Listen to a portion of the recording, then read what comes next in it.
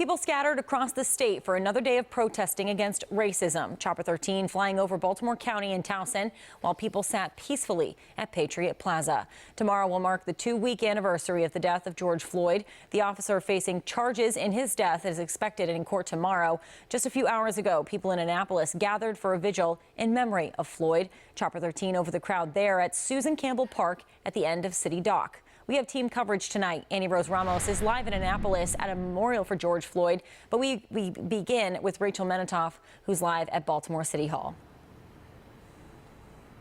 Rachel, good evening. Faith leaders marched through the streets of downtown Baltimore in the name of change and reform, and they spoke to the power of prayer. One of the clergy members here today told me, quote, "Prayer is the one way we can communicate faith during this time." Clergy leading the charge for change, gathering outside the Baltimore Convention Center and marching to City Hall with prayerful messages and calls to end institutional racism, hatred, and bias. No justice! Among the clergy here is Elder Rashad Singleton with the Gospel Tabernacle Church in West Baltimore. But we understand that faith and prayer actually helps us to engage people that we may not know, and also to help us to speak against injustice that go on in our city and in our nation. Hallelujah! A movement here in our city and our nation asking that people speak up, stand up, and link up to fight against injustice. As a society, we really need to respect the image of God in everybody. I think it's systemic change. The same sentiment of equality for all echoed in Edgewood, Maryland. But we're not treated fairly. And everybody think they know, but they don't know.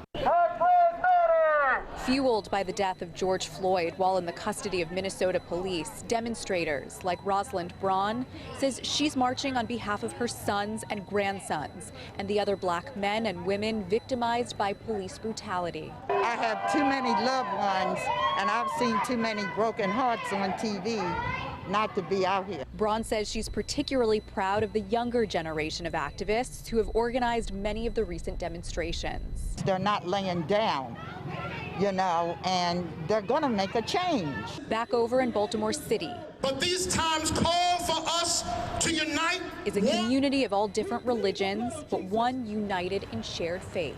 And history tells us that prayer has transformed things that man can't. Clergy at today's gathering say it's their role and responsibility to stand against injustice and engage community policy and legislation moving forward.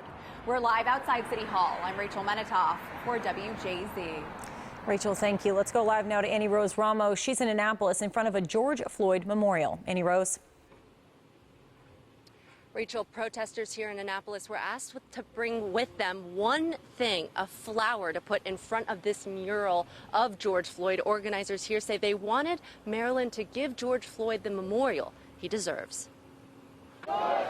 Say their name. Say their name. Say their name. They are kings and queens, and looking at them lose their lives is like one of us losing our lives. Leaving a rose for George Floyd. So we're here to give them that respect in our own town. Even though they did not live in Annapolis, they are still part of the black community. A vigil in Annapolis drawing hundreds of protesters planned by youth organizers. Young people are truly starting to take control. We're trying to bring change now so the youth who are growing up after us can have a 10 times better life than we had. It is our duty to fight for freedom. And in Baltimore County, another youth-driven movement. I can't breathe. As the youth, we have to come together. Taking a knee at the local police precinct in Randallstown. We just want to show that we can unite with the police in order to have change. And seeing the pain that's going on in the community, it's heart-wrenching. And it's a real testament to our young people wanting to have their voices heard. Part of multiple protests held throughout the state Sunday.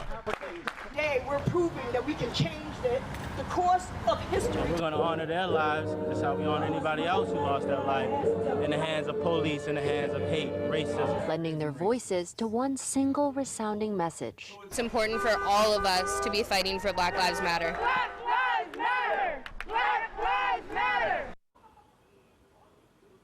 Back here in Annapolis, this mural will stay here for the next couple of days, giving people a chance to come and pay their respects, not just to George Floyd, but the other names that you see listed here, like Ahmaud Arbery and Breonna Taylor. Reporting live from Annapolis, I'm Annie Rose Ramos for WJZ.